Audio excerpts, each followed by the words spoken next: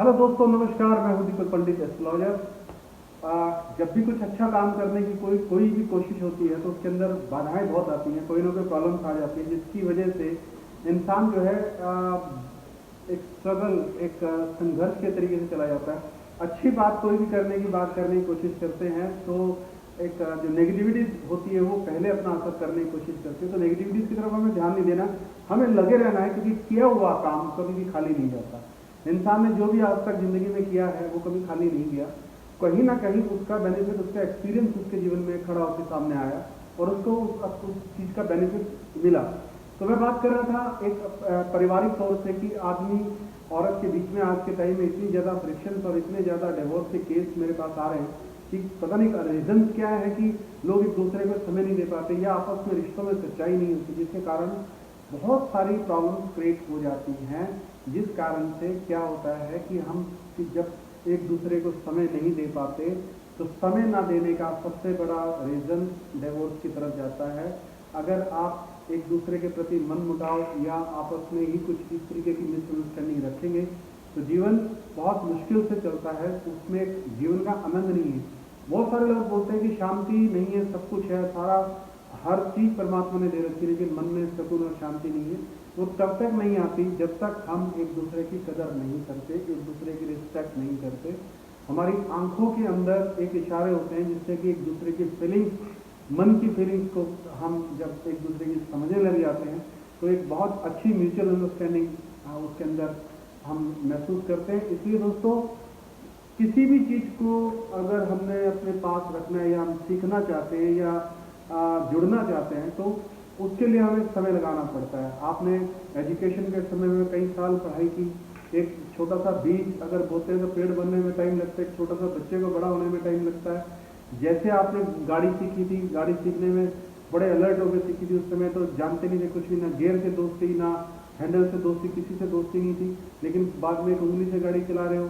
ऐसे ही जिंदगी है कि कोई भी जब दो परिवार आपस में मिलते हैं तो एक पहले परिवार के संस्कार होते हैं, फिर दूसरे परिवार के संस्कार होते हैं।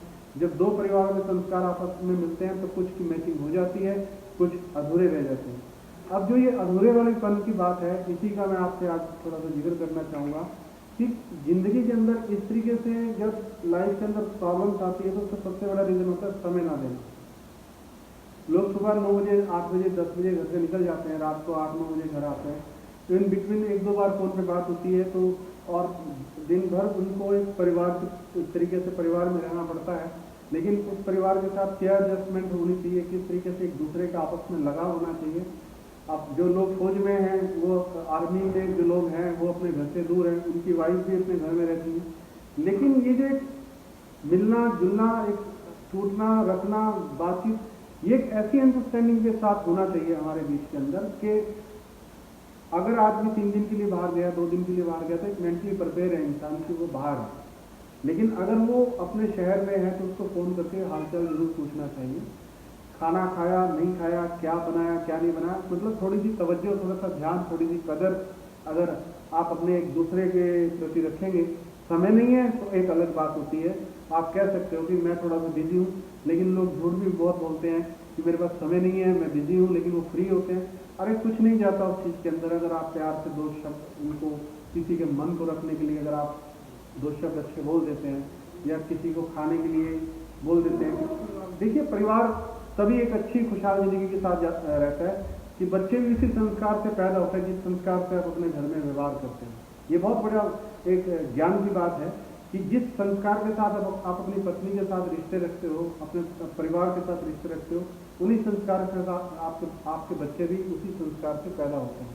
तो ये एक ऐसी एक घटना है जीवन के अंदर कि जो एक परिवार से बच्चा जब नए परिवार में आता है तो उसको एडजस्टमेंट करने में 3-4 साल 5 साल लग जाते हैं और उन सालों के अंदर एक दूसरे को समझना होता है। लड़ाइयाँ भी होती हैं, खुशियाँ भी होती हैं, अंडरस्टैंडिंग भी होती है, रोते भी हैं, हंसते भी हैं, हर चीज़ होती है। लेकिन वो एक मेच्योरिटी की तरफ कब जाता है जब एक दूसरे को समझ लेता है आदमी। एक बैठ के आराम से कोई भी अपनी प्रॉब्लम है उसको डिस्कस करो, वो करो। लेकिन जब बाद में चीज़ें पता लगती है तो भाई वहाँ ऐसा हो रहा है, वहाँ ऐसा हो चुका है, ये वो हो रहा है, तो उससे एक आघात लगता है, ऐसा लगता है कि कोई कदर या कोई सिस्टम नहीं है जीवन में। तो वो चीज़ नहीं होनी चाहिए। हाँ ठीक है, थोड़ा बहुत चल जाता है, लेकिन बहुत कुछ नहीं चल पाता जीवन के अंदर। तो इतना इतना नहीं करना चाहिए कि आपस के अंदर जो दो परिवार जुड़े हैं, दोनों परिवारों का लिंक आपस में आजकल मोबाइल पे लोग बोलते हैं कि सारा दिन अपनी माता के साथ बात करती है, अपनी सिस्टर के साथ बात करती है, अपने फादर के साथ बात करती है, हमारे परिवार को समय नहीं देना इसका काम नहीं है, या हमारे पति हमारे पास समय नहीं देते, सुबह से शाम तक वो काम के अंदर बिजी है, हम आए ना आए, क्या पैदा हुआ हमारा परिवार, ये सब बातें सोचने की नहीं है। एक परिवार के तरीके से एक दूसरे के साथ आप जुड़े हो और एक दूसरे के साथ आप एक जीवन भर साथ रहना है, तो क्यों ऐसा एक दूसरे के बीच में मिसअंडरस्टैंडिंग होनी चाहिए। तो मैं बात करूंगा सूर्य और चंद्रमा की इसके बीच में, कि सूर्य के कारण डिवोर्स ज्यादा होते हैं। अगर लगन में सूर्य हो तो, और सप्तम भाव में पति स्थान पत्नी स्थान पर अगर सूर्य हो या चंद्रमा हो, तो तब डिवोर्स के चांसेस बढ़ जाते हैं। या तो कोई सगाई टूटती है इंसान की, या कोई रिश्ता, गहरा रिश्ता टूटता है, या फिर डिवोर्स होता है, डिवोर्स के बाद दूसरी शादी उसकी होती है। लेकिन कई केसेस ऐसे होते हैं जिसके अंदर 3 शादियां भी हुई, 4 शादियां भी हुई, लेकिन वो स्टेबल नहीं हुए। उसका रीजन क्या है कि बहुत सारे लोगों के जीवन में किसी को पत्नी का सुख नहीं होता, किसी को पति का सुख नहीं होता, किसी को और किसी साधनों का सुख नहीं होता। तो ये जितने भी साधन बने हैं कि एक आदमी योगी है, एक आदमी भगवान का नाम लेता है, उसको भगवान के अंदर आनंद आता है, लेकिन उसकी शादी कर दी गई, लेकिन ठीक है उसके बच्चे भी हो गए और परिवार भी बच गया, सब कुछ ठीक है, लेकिन उसके बावजूद भी वो अपने परिवार की तरफ ध्यान नहीं दे रहा। तो उस औरत का क्या कसूर है जो परिवार छोड़ के आपके यहाँ आई थी। तो एक रीजन इस तरीके से है कि जब सूर्य और चंद्रमा को हम सप्तम भाव में देखते हैं तो हमारा माथा उसी समय ठनक जाता है कि यार यहाँ ये प्रॉब्लम्स हैं। और क्योंकि कुंडली के अंदर जब हॉरोस्कोप देखते हैं कि आज तकरीबन 27 साल के करीब हो गए मुझे इस काम के अंदर, तो एक स्टडी करते करते लाखों लोगों की जन्म पत्रियाँ एक अपने आप ही बहुत कुछ सिखा देती हैं प्लैनेट की वेव्स के थ्रू, कि यहाँ से जब कोई किसी को हेल्थ की प्रॉब्लम आती है, किसी को रिश्तों की प्रॉब्लम्स आती है, किसी को करियर की प्रॉब्लम आती है, किसी को बिजनेस की प्रॉब्लम्स आती हैं, तो बहुत सारी प्रॉब्लम्स हैं। उन प्रॉब्लम्स का सोल्यूशन हो सकता है। भगवान तो हम है नहीं कि हम प्लैनेट्स को बदल देते हैं या कुछ कर सकते हैं, लेकिन क्या है कि आप जो है पॉजिटिवली अगर आप जिंदगी के अंदर सोचने की कोशिश करेंगे, पॉजिटिवली आप आगे बढ़ने की कोशिश करेंगे, तभी चीजें प्रॉपरली वे में बन पाती हैं। अदरवाइज जो सूर्य और चंद्रमा जब सप्तम भाव में इस तरीके से कार्य करने की कोशिश करते हैं तो इंसान का ना अपने आप ही थोड़ा भाव इधर उधर हो जाता है और वो भटक जाता है।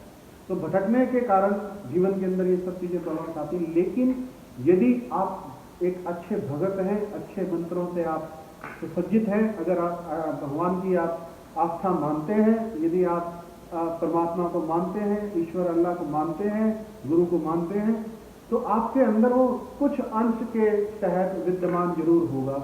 अगर आप थोड़ा सा भी उसको अंदर अपने समझते और मानते हैं और आप उस पूजा पाठ में थोड़ा सा ध्यान रखते हैं, तो आपको भगवान की तरह ही हर इंसान का ध्यान रखना पड़ेगा।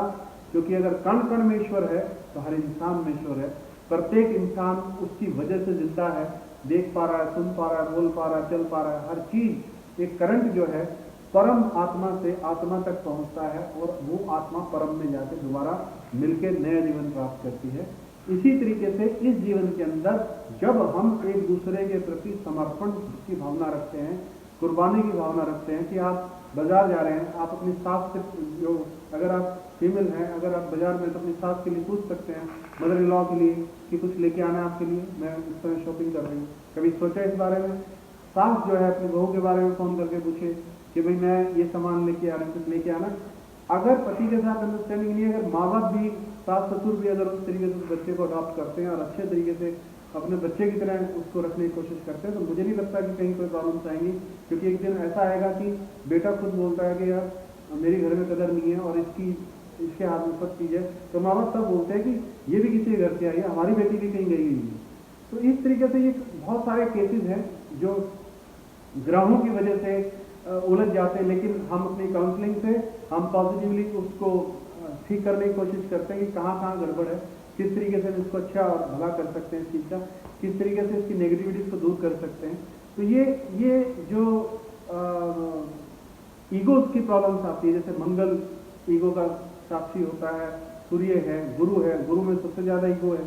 सूर्य राजा कुछ करता नहीं, सिर्फ ऑर्डर देता है। गुरु जो है वो एक विद्वान व्यक्ति है, अगर उसकी सेवा नहीं की गई है, उसको अच्छे से डील नहीं किया गया तो वो नाराज हो जाता है, श्राप दे देते हैं 2 मिनट में।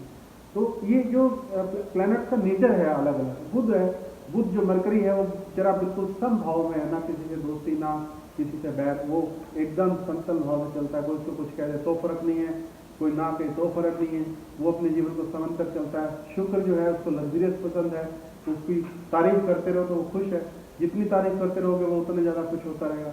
शनि है, वो सच की बात करते हैं। अगर आपके जीवन में सच है, अगर आप जिंदगी में सच्चाई से चलना चाहते हैं तो शनि आपको कुछ नहीं कहेगा। अगर आप किसी की मदद करते हैं तो शनि आपको कुछ नहीं कहेगा।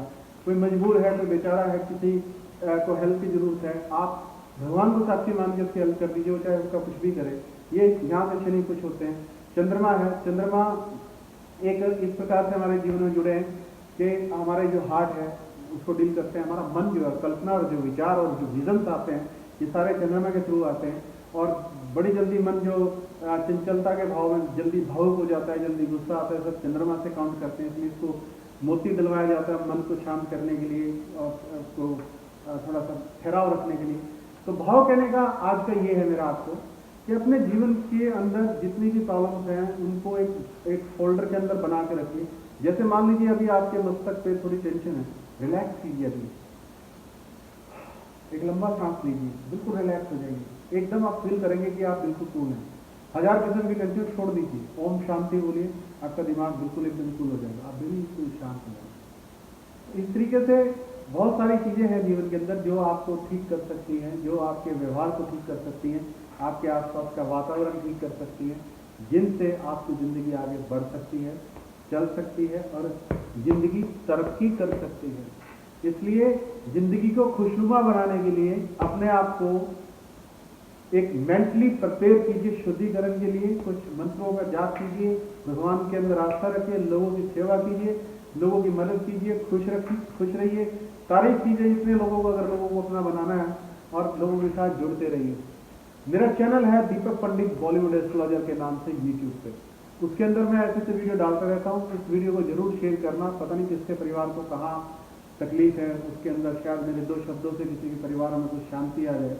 तो इसको लाइक जरूर करना और इसको फेसबुक पे शेयर जरूर करना लोगों के साथ, और यूट्यूब के ऊपर इसको शेयर करना, ताकि कुछ दान मन से हो, कुछ आत्मिक रूप से, कुछ धन से हो, कुछ मुंह से हो, कुछ वचनों से हो। तो इस प्रकार से ये जीवन चलता है। खुश रहिए, आबाद रहिए, आप सबको भगवान सकुशल रखे, आप सबके जीवन में भगवान आगे आपको बढ़ाता रहे। यही मेरी मंगल कामना आपके साथ। आप सबसे हाथ जोड़कर प्रार्थना, परमात्मा से प्रार्थना। धन्यवाद, thank you, God bless you, शुक्रिया।